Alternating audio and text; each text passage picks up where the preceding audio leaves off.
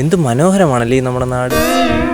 കാറ്റ്, ഈ കുളത്തിൻ്റെ കരയിൽ ഇങ്ങനെ ഇരിക്കുന്നത്, പിന്നെ നല്ല മനോഹരം. അത് ജനറേഷൻ്റെ കുഴപ്പം. നമ്മൾ പണ്ട് എത്ര തവണ ഇറങ്ങി കുളിച്ചതാ ഈ കുളത്തിൽ. എന്ത് രസമായിരുന്നു. നീ എന്തൊരു നാടകത്തിൽ അഭിനയിക്കാൻ പഠിക്കണം. അത് പിന്നെ നൊസ്റ്റാൾജിയായിട്ട് സംസാരിക്കുമ്പം അങ്ങനെ പറയാവൂ.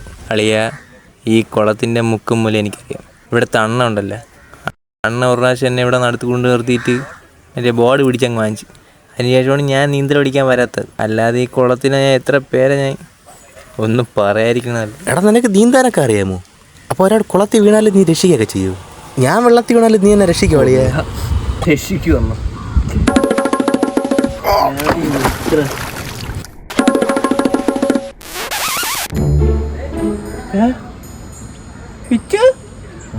എടാ വിച്ചു, ഞാൻ ചുമ്മാ പറഞ്ഞടാ.